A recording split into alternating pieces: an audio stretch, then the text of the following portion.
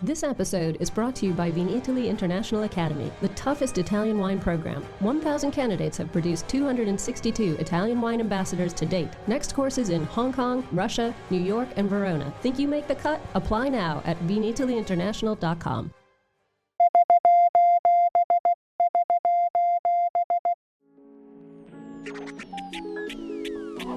Welcome to our special SOS Everybody Needs a Bit of Scienza installment. This is a shout out to all the wine geeks out there. We need some feedback on the Professore's new book, the English version of Jumbo Shrimp Guide to the Origins, Evolution, and Future of the Grapevine. The Italian Wine Podcast is part of the Mama Jumbo Shrimp brand, and Mama Jumbo Shrimp is all about breaking down difficult concepts into small, bite-sized pieces. The issue here is that the new book is, well, a bit difficult to chew at this point, so we want to invite wine lovers out there to give us their input and advice to make the final product more reader-friendly. So have at it, wine lovers. Don't be shy. Send your comments to info@italianwinepodcast.com. Now on to the show. Welcome to Everybody Needs a Bit of Scienza. This is a special Everybody Needs a Bit of Scienza because it's without Scienza. It's actually the narration of his new book.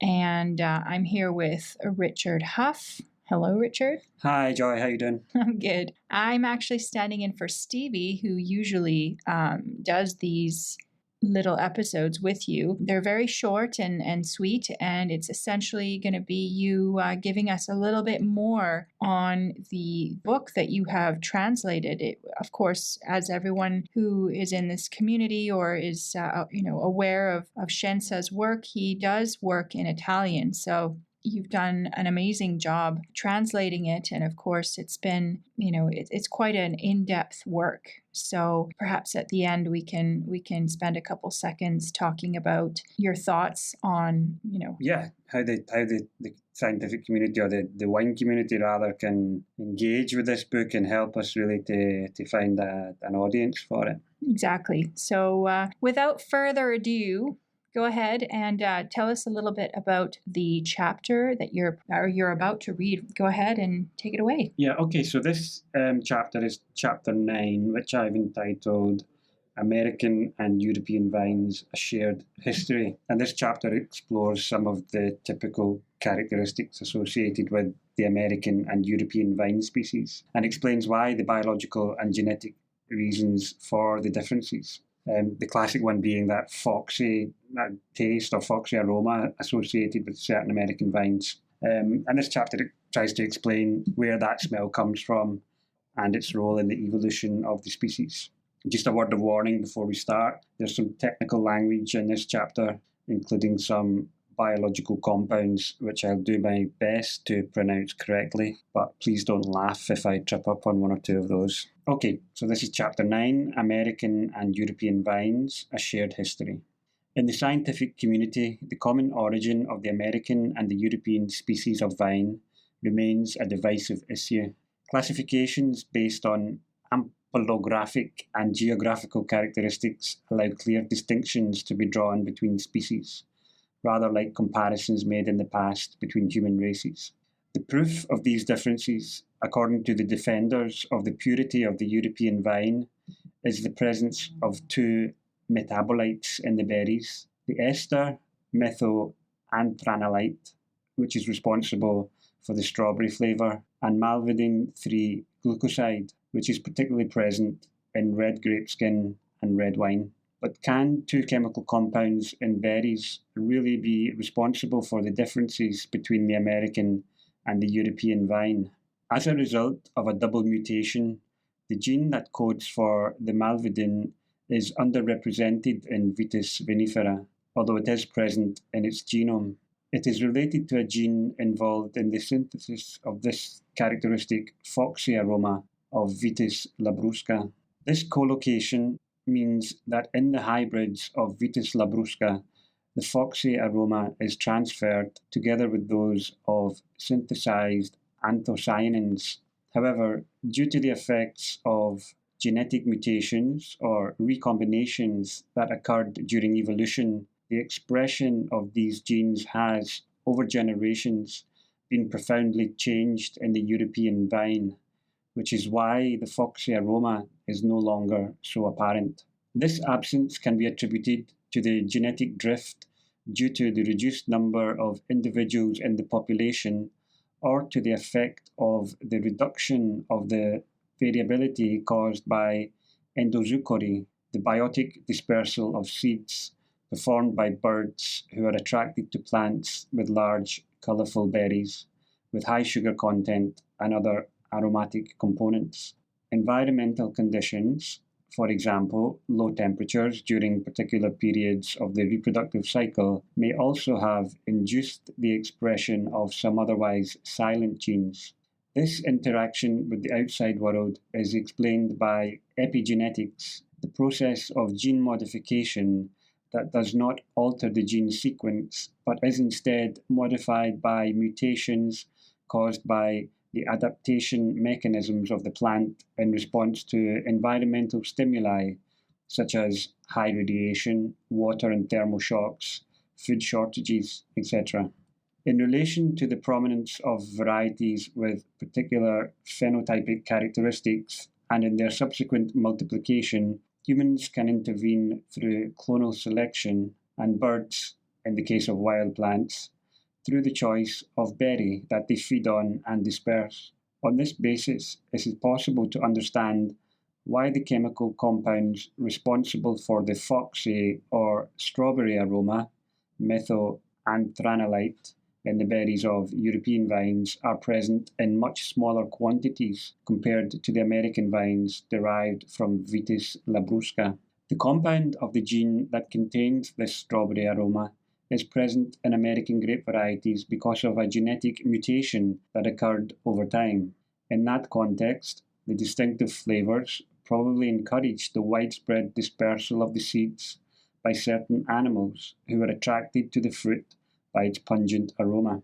There may also be another factor linked to the role of these compounds in the defense of the plant from insects and/or fungi. The presence of methoanthranilite in Vitis labrusca and Vitis rotundifolia and their respective absence in other grape species is a form of adaptation that encouraged seed dispersal. These odorous compounds may in fact have been produced by the vine to protect the berries from attacks by birds, since the smell of this molecule, reminiscent of jasmine, may also act as a repellent. At the same time, they could also function as an attractant for other animals, including small rodents, due to their preference for seeds whose husks are rich in tannins and need to be digested by gastric juices to germinate. On the other hand, in Europe, since this evolutionary mechanism, small mammals that eat grape berries, was absent, the gene frequency responsible for the synthesis of these substances was lower. One of the most important aspects of the specificity of American species is the synthesis of anthocyanin glycosides. This specificity is transmitted by a dominant strain of DNA, which, due to a double mutation in the gene coding, is no longer found in Vitis vinifera. The gene in question is located on chromosome 9 of the Pinot Noir genome and is related to the putative gene of an alcohol enzyme that is involved in the synthesis of the characteristic foxy aroma of Vitis labrusca. This co-localization means that in Vitis labrusca hybrids, the foxy aroma is transferred together with that of the synthesized anthocyanins, but also that due to the effects of genetic mutations or recombinations, the expressions of these compounds can appear profoundly changed over generations. In the makeup of the foxy aroma, there are at least 3 chemical components: methoanthranilite, 2-aminocetophenone, and furaniol, of which the first is the most important. 2 genes have been identified which are differently expressed in Vitis labrusca and Vitis vinifera, which, for simplicity, we are going to refer to as AMT and MAT. AMT is expressed more in Vitis labrusca than in Pinot Noir, and its overregulation in American genotypes is caused by differences in transcription. The AMT gene in particular is responsible for the differences found between Vitis labrusca and Vitis vinifera grapes, due to a mutation which may have occurred in the past and which has produced differences in DNA sequences. Although associated with American species and their hybrids, methylanthranilite has also been detected in Pinot Noir wines, along with esters of anthrylic and cinnamic acids, and the basis of the typical fruity notes, exotic fruit, dried plum, strawberry berries, of Burgundian Pinot Noir. The levels of methylanthranilite detected in the grapes descended from Vitis labrusca can vary between 20 and 300 micrograms per litre. In red wines obtained from the vines of Vitis vinifera, the maximum detected is 100 micrograms per litre. Concentrations ranging from 4.1 to 823 micrograms per litre for furaniol and from 9.5 to 318 micrograms per litre for methylanthranilite have been detected. The detection limits in hydroalcoholic solutions of furaniol and methylanthranilite are 37 micrograms per litre and 3 micrograms per litre respectively. Furaniol is the most abundant aromatic compound in the sensory profiles of Vitis rotundifolia and an important component of the characteristic aroma of Vitis labrusca. However, furaniol has also been identified in numerous cultivars of Vitis vinifera, such as Tempranillo, Grenache, and especially Pinot Noir.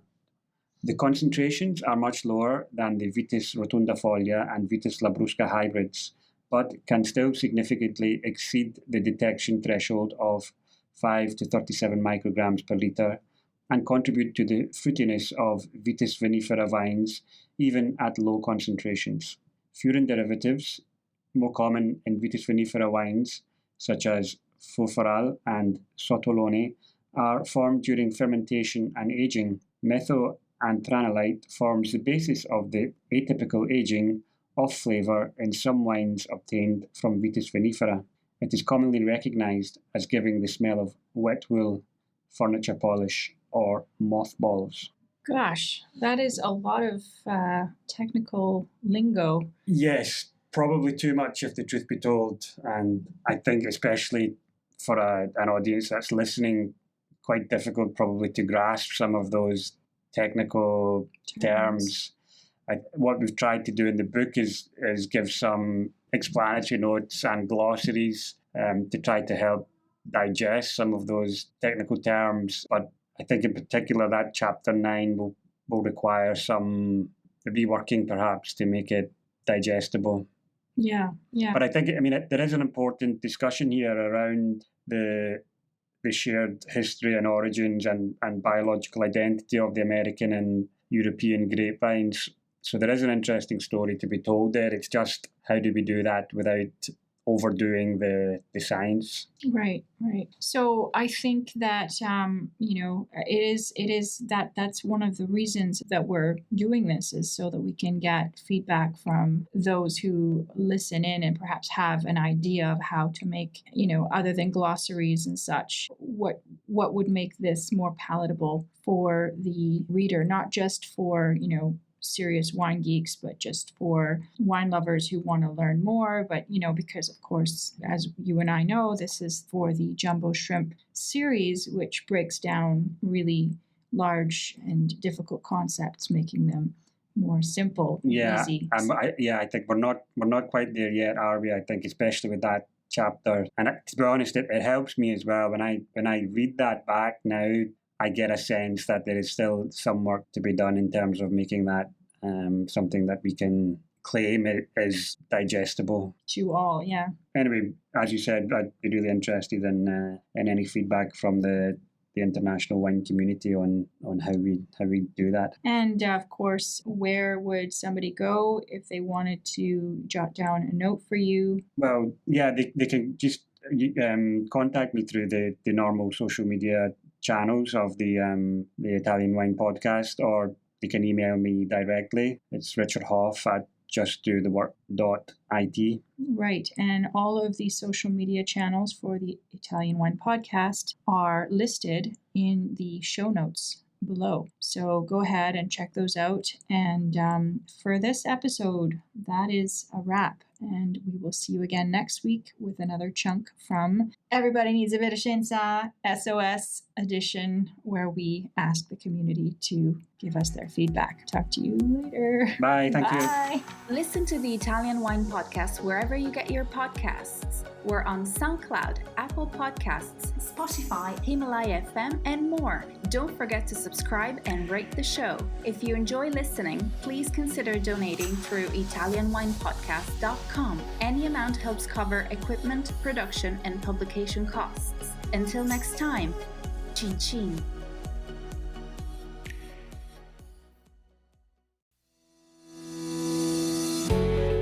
Hi guys, I'm Joy Livingston and I am the producer of the Italian Wine Podcast. Thank you for listening. We are the only wine podcast that has been doing a daily show since the pandemic began. This is a labor of love and we are committed to bringing you free content every day. Of course, this takes time and effort, not to mention the cost of equipment, production, and editing. We would be grateful for your donations, suggestions, requests, and ideas. For more information on how to get in touch, go to ItalianWinePodcast.com.